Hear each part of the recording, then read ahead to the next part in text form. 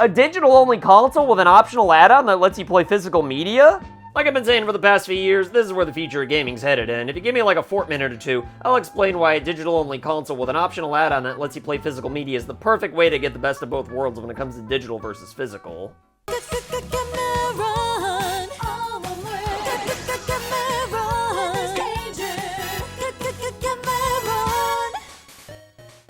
Alright, so just to date this video right off the bat, the new PS5 model with a detachable Blu-ray drive is only rumored at this point, but I have no reason to doubt its existence at all, because it's not only the most logical step for the future of gaming, but in my opinion, it's the only logical step. The whole physical versus digital debate's been going on ever since you could download AOL to your dad's Dell all the way back in the year 2000, with half of the planet arguing that the download's better because it's so much easier and more convenient, while the physical mob started hoarding every last disc in existence. While these debates may have been heated though, it never went too far, mainly because everybody could just enjoy what they liked, but as time went on, the whole physical versus digital debate moved beyond AOL to other things that weren't nearly as cool, such as movies, music, and of course, video games. In every physical versus digital video I've made over the past few years, I've always been in the physical camp, but since digital's obviously got plenty of benefits, I've always welcomed that as well. Why anybody would only stick to one method and completely abandon the other, I have no idea, because clearly having both means that everybody wins, since even if you hate one, you can just stick to what you like personally. However, with developers purposely releasing incomplete games that require massive day one patches and updates, physical's been a lot less appealing over the past few years. Personally, I blame developers for abusing the advantages of digital, but also gamers for accepting this laziness, but regardless, collecting games on newer platforms just isn't as fun as it was for consoles where the entire games were on the physical media. I still buy physical games so I can sell them once I'm done with them and make 75 to 80% of my money back, or even profit if they come with steelbooks, but the reason why I don't keep them anymore like I used to is because what's the point in having a game collection if I can't even play it in the event of a rapture? Man, am I supposed to download patches for games on consoles that stopped receiving online support? I'm sure as hell not gonna download all of them now, plus websites that store update files will probably be taken down due to legal action, and I don't know about you, but I'm not about to go on the deep web to download game patches, or really anything for that matter. So why not just get rid of physical altogether? Well, because there will in fact always be collectors. I mean, just take a look at music. Playing songs off your phone's immensely cheaper and more convenient than any other methods, but for some reason, they still make CDs and vinyls. And why do you think that is? It's because people like collecting music, you ding-dong. Just about everybody who's seen shows like Stranger Things and The Mandalorian watched them for the first time on streaming services, yet not only do they still sell these shows on DVD, but tons of people buy them because they like collecting movies and TV shows. Why do people like collecting things? Shit, I don't know, because it's fun. Yes, I know I could just hack my 3DS and play any game ever, but something about holding the cartridge for dual pen sports in my hand makes me feel like it's fully mine, as opposed to playing super_Mario_3D_land.tds. And regardless of how much you personally might prefer digital, I can assure you that there's still plenty of people out there who feel the same way I do. Yeah, physical copies keep the used games market alive, which can hurt developers, but just having games in stores leads to a hell of a lot more visibility than if they were to just be crammed on a digital store where most games die once they're off the front pages and sales sections. Sure, the internet's way easier for buying games digitally, but don't act like you don't stop by the game section whenever you're in stores that have them like Caldors. The very idea that hundreds of millions of people will go out of their way to buy hard candy and Bengale inevitably cross paths with video games that are on sale is essentially free advertising for publishers, and it'd be pretty stupid to get rid of that just so people wouldn't buy a few used copies of your game. And sure, you could argue that completely replacing boxes with digital download cards that we already have in stores now would have the same effect, but there's no way these would ever sell as well as physical games in my opinion. But even if it did, there's no way the sales would really last that long. I mean, once a game was obsolete, they'd probably just throw these cards away that aren't even activated until after they're scanned, whereas the boxes need to be sold, which means a cheaper price for the consumer and also a guaranteed sale for the developer that they wouldn't have seen otherwise, albeit for a lower price. So if the best case scenario for everybody involved is a world where physical and digital can coexist, then how are we supposed to achieve that? Well, like I've been saying pretty much any time I've talked about digital versus physical over the years, the only solution is the one that Sony apparently has in mind for the rumored PS5 Slim, being a digital-only console with an optional Blu-ray add-on to play physical media.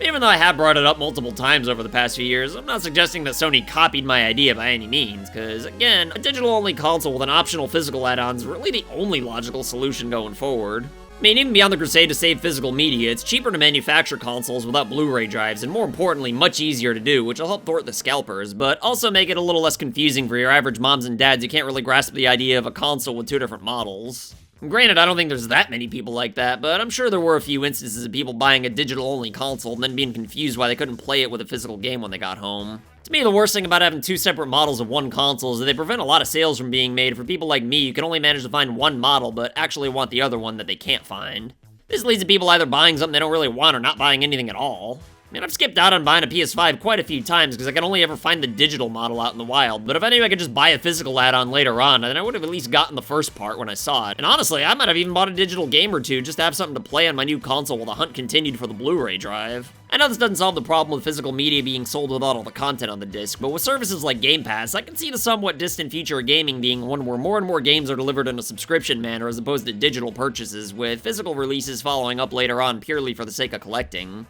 Might sound crazy to some of you, but again, Stranger Things comes out on Netflix and then people have already seen it and have access to it, buy the DVDs later on, so I don't think this is that far-fetched at all. In fact, I actually think this way is a lot better for the preservation aspect of collecting. A lot of people, including myself, thought Sonic Mania not having a physical release when it first came out was pretty lame, but then after a ton of people bought the game, Sega decided to re-release it physically along with paid DLC. You could either pay a little more for the DLC if you already bought the game digitally, or you could buy the game again altogether to get everything included onto a disc or cartridge. Personally, I think Sega did the digital now physical later gimmick on purpose in order to sell more copies of the game, and I know people like to defend Sega with a preposterous statement like, they didn't know the game would sell well enough for a physical. But like, they friggin' made a physical box with a statue and a digital download that costs way more to manufacture than a disc or cartridge, so they knew damn well that this game would sell. They just wanted to get a bunch of people to buy the game twice. Like, even though Sega totally scammed us here, I kinda liked it, because now the entire existence of this game's on one cartridge, and if you own said cartridge, then you can play the true, full-finished version of the game, even in a post-apocalyptic world with no internet, even if you didn't get your copy until after the world already ended.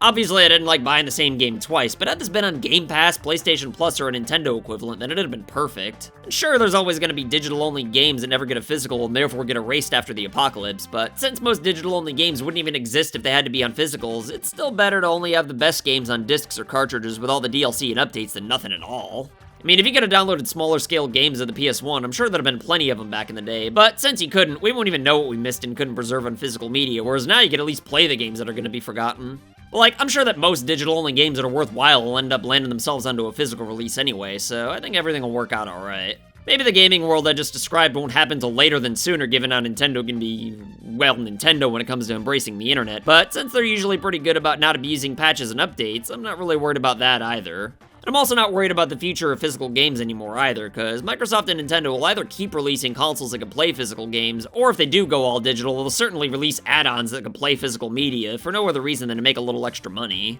Either way, I get to keep the benefits of physical games, so I'm a happy full-grown man, and who knows, if they actually start putting final versions of games onto discs and cartridges again, I just might have more of a desire to start getting back into collecting. Anyway, that's all for today, but if you got a kick out of my incoherent rambling and disturbing imagery though, then you should check out this video I made featuring Chris Hansen about that time Persona 3 lets you date a 10-year-old, but if you'll excuse me though, I gotta go water my uncle. It says uncle. Can I go?